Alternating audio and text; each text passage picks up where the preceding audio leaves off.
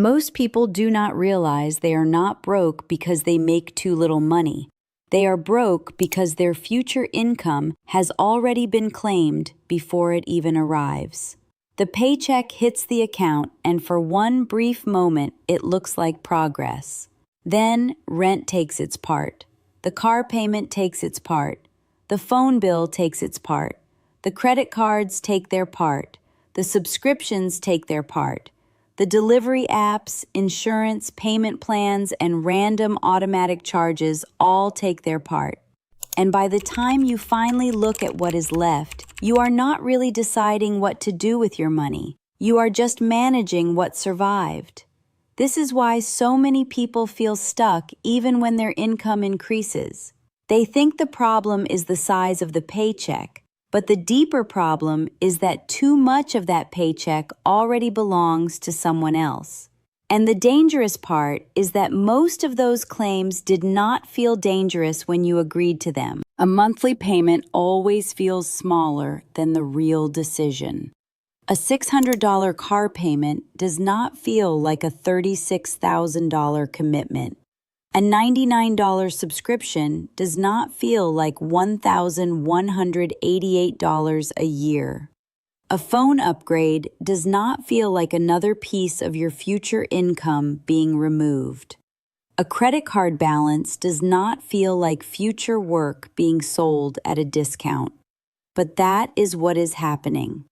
Every fixed payment is a tiny contract with your future self.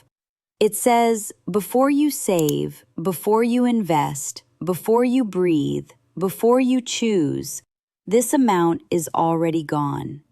And when enough of those contracts stack up, your life begins to feel tight no matter how much you earn. This is the trap that keeps normal people financially exhausted. They do not make one huge mistake. They make a series of small decisions that all sound reasonable in the moment. A better apartment because they work hard.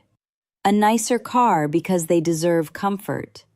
A few subscriptions because each one is cheap. A credit card balance because they will pay it off soon. A vacation because they need a break. A phone plan because everyone has one. A payment plan because it is only monthly. None of these choices seem extreme by themselves, but together they create a life that requires perfect income just to stay standing. That is when money stops feeling like freedom and starts feeling like pressure. You wake up already behind because the first part of your labor does not belong to you anymore. And that is one of the biggest differences between people who stay broke and people who build wealth. Broke people ask, "Can I afford the payment?" Wealthy people ask, "How much of my future income does this steal?" That one question changes everything, because affordability is not the same as safety. A payment can be affordable and still make you fragile.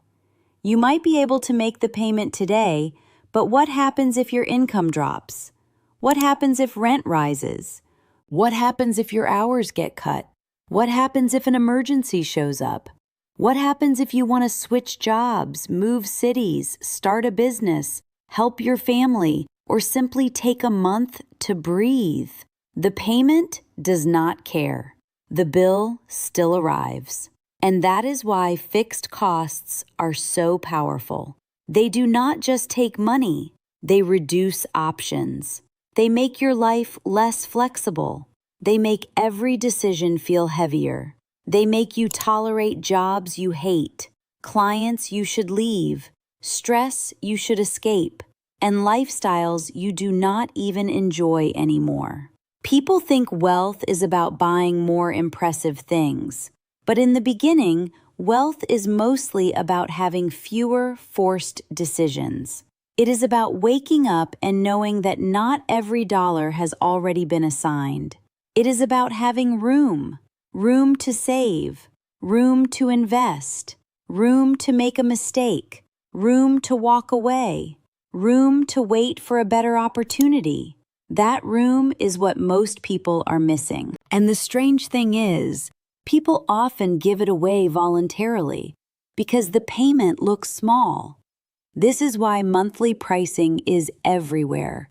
Companies know that people do not feel the full cost when it is broken into pieces. They do not want you thinking about the total. They want you thinking about the monthly amount. Because the monthly amount feels harmless. It feels manageable. It feels normal. But normal is often expensive.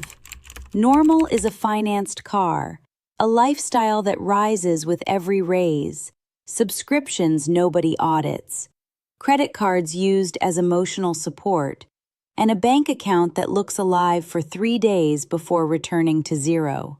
Normal is not financial peace. Normal is often controlled stress.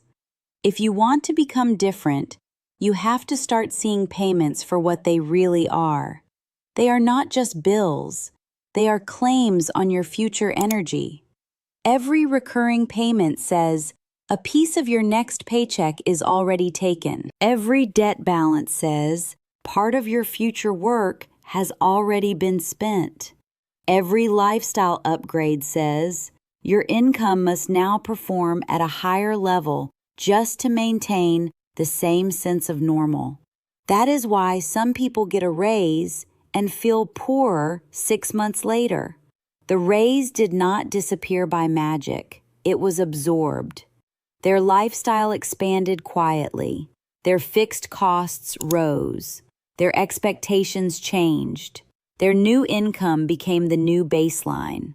And once a higher lifestyle becomes normal, going back feels like failure. That is the real danger. It is not just spending more money. It is training your brain to require more money to feel okay. At first, the upgrade feels exciting. Then it becomes normal. Then it becomes expected. Then it becomes a burden. And if your income ever drops, you do not feel like you are returning to a previous lifestyle. You feel like something is being taken from you. This is why lifestyle inflation is so difficult to reverse. It is not only financial, it is emotional. People attach identity to their spending. They think their apartment, car, clothes, restaurants, vacations, and devices prove they are moving forward. But if those things are funded by fragile cash flow, they are not proof of wealth. They are proof of pressure. Real progress should make your life lighter, not heavier. Real progress should give you more freedom, not more monthly obligations. Real progress should increase the gap between what you earn and what you must spend. That gap is where wealth begins. Not income, not status, not the appearance of success. The gap. If you earn $5,000 a month and must spend $4,900 to keep your life running, you are not financially strong. You are one problem away from panic. If you earn $3,500 a month and only need $2,200 to live, you have room. You have options. You have the ability to save, invest, wait, and choose. This is why the person with the higher income is not always richer. Wealth is not measured by what passes through your hands. It is measured by what stays under your control. Money that enters and immediately leaves is not wealth. It is traffic. It makes noise, but it does not build anything. The goal is not to have more money pass through your account. The goal is to keep more of it, direct more of it, and make more of it work for you. That starts by lowering the number of automatic claims on your income. The first step is to write down every fixed monthly payment you have. Not just the obvious ones, everything.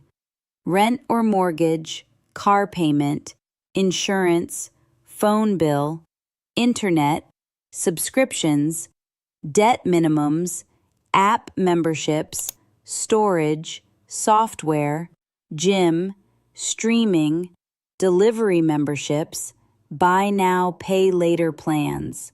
Anything that charges you whether you feel rich or broke. Then add them up. Most people are shocked when they see the number, not because each payment is huge, but because the total shows how much of their freedom has already been sold. The second step is to separate fixed costs from variable spending. Variable spending can be adjusted quickly. You can eat out less this week. You can delay buying clothes. You can skip a night out. But fixed costs are harder. They follow you. They are the floor under your lifestyle. And the higher the floor, the more income you need just to survive. If your fixed costs are too high, budgeting becomes exhausting because you are trying to solve a structural problem with willpower. You are telling yourself to spend less on coffee while your car payment, rent, debt, and subscriptions are quietly eating the entire month. That is why many budgets fail.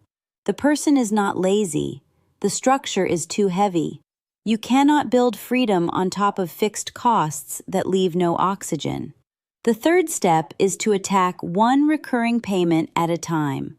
Do not try to fix your whole life in one weekend. Start with one payment, cancel one subscription, renegotiate one bill, pay off one small debt, sell one expensive thing that keeps demanding money from you. Downgrade one service you barely use. Remove one automatic charge. It may not feel dramatic at first, but every payment you eliminate gives you a piece of your future income back. Removing a $50 monthly payment is not just saving $50. It is saving $600 a year. Removing a $300 payment is $3,600 a year. Removing a $600 payment is $7,200 a year. And more importantly, it lowers the pressure you live under. It makes your income stronger without requiring you to earn more. This is the part most people miss. Cutting a recurring payment is like giving yourself a raise that repeats every month. But unlike a raise from your job, nobody can take it away from you as easily. Once the payment is gone, the income that used to serve it becomes available. That money can now build an emergency fund. It can pay down debt. It can invest. It can buy time. It can create distance between you and panic. And that distance is powerful. The fourth step is to stop judging purchases only by price. Judge them by commitment. A $40 dinner is a small price and a small commitment. A $40 monthly subscription for 5 years is not small. A $700 purchase may feel big, but if it is paid once and truly useful, it may be less dangerous than a $99 monthly payment that quietly lasts forever. The question is not just, how much does this cost? The question is, how long will this keep charging me? How much future income does it claim? What else could this money do if it stayed free? This is how financially strong people think. They protect future cash flow because cash flow creates choice. And choice is the real luxury. Being able to leave a bad situation is luxury. Being able to wait for a better deal is luxury. Being able to handle an emergency without begging or borrowing is luxury. Being able to invest every month without anxiety is luxury. Being able to sleep because tomorrow is not already completely sold is luxury. But most people trade that luxury for the appearance of luxury. They buy things that make them look free while becoming less free every month. That is a painful trade. The fifth step is to create a rule before you add any new fixed payment. Before you say yes to a payment, ask 4 questions. What is the total cost? How long does this commitment last? What happens if my income drops? And what freedom am I giving up? If the answer makes you uncomfortable, listen to that discomfort. It is probably your future self trying to warn you. Do not let a salesperson, website, app, or social pressure rush you past the total cost. Monthly payments are designed to reduce emotional resistance. Your job is to bring the full decision back into view. If you would not comfortably pay the total price, be careful about accepting the monthly version. Sometimes payments are useful. A mortgage can help someone own a home. A business loan can help generate income. A reasonable phone plan may be necessary. Not every payment is bad, but every payment deserves respect because it becomes part of your financial structure. The problem is not using monthly payments. The problem is letting them multiply without noticing. It is letting them shape your life before you have built enough stability to carry them. The goal is not to live with nothing. The goal is to avoid building a life where every month starts with a long line of people waiting to collect from you. Because if too many people are first in line, you will always be last. And if you are always last, you will always feel behind. This is why paying yourself first matters. It is not just a motivational phrase. It is a defensive move. It means your future gets paid before your lifestyle expands. It means savings and investing happen before the world gets access to the rest. If you wait until the end of the month to save, you are hoping your habits, bills, emotions, and convenience spending leave something behind. That is not a plan. That is a wish. Pay yourself first means you decide in advance that part of your income belongs to your freedom. Even if the amount is small, the order matters. The order teaches your brain that wealth is not an afterthought. It is the first obligation. Start with a simple number, maybe 5%, maybe 10%, maybe more if your life allows it. Move it automatically into savings or investments the moment income arrives. Then build your lifestyle around what remains. This is uncomfortable at first because it reveals the truth. If you cannot afford your lifestyle after paying your future first, your lifestyle is too expensive. That does not mean you failed. It means the structure needs work. And once you see it clearly, you can change it. You can lower fixed costs. You can remove payments. You can slow down upgrades. You can increase income. You can build a life that does not require every dollar to perform perfectly. Over time, this changes how money feels. At first, money feels like survival. Then it feels like control. Then it feels like opportunity. Then it feels like freedom. But you only reach that point if some money stays with you long enough to become useful. Money cannot protect you if it leaves immediately. Money cannot grow if it is always used to maintain an image. Money cannot create freedom if it is already promised to payments before you receive it. The first sign that you are becoming financially stronger is not that you buy something impressive. It is that the month feels less tight. It is that a surprise bill annoys you instead of destroying you. It is that payday becomes less emotional because you are not desperate for it. It is that you can say no without panic. It is that you can make decisions from a place of strength instead of fear. That is what you are really trying to build. Not just a bigger number, a stronger position. Because life becomes very different when your income is not fully claimed. You start thinking more clearly. You stop chasing every quick fix. You stop needing every purchase to make you feel better. You stop confusing spending with progress. You start noticing that peace is more valuable than performance. You start realizing that some of the most powerful financial moves are quiet. Keeping an old car longer, living below your means, canceling things you do not use, building cash, paying off debt, investing consistently, avoiding commitments that make you fragile. None of this looks exciting online, but it changes your life in real life. The internet rewards visible success. Your bank account rewards invisible discipline. And invisible discipline is what most people never build because they are too busy trying to look like they already made it. If you want to be financially free, stop asking only how to earn more. Start asking how much of your future income is still yours. That question will show you the truth faster than any budget app. If the answer is not much, do not panic. Start reclaiming it one payment at a time. Your future does not have to stay sold. You can buy it back. Every debt you pay down buys back future income. Every subscription you cancel buys back future income. Every fixed cost you lower buys back future income. Every unnecessary upgrade you avoid buys back future income. Every dollar you save before spending buys back future choice. This is how wealth begins for normal people.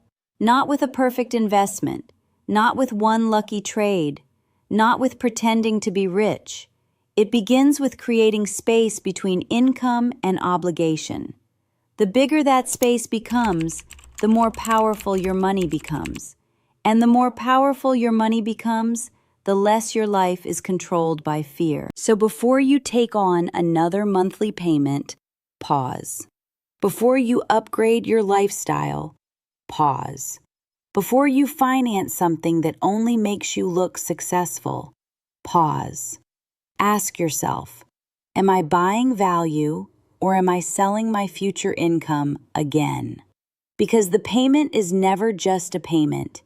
It is a vote for the kind of life your future self will have to live. Choose carefully. Your future freedom is built by the money you do not give away today.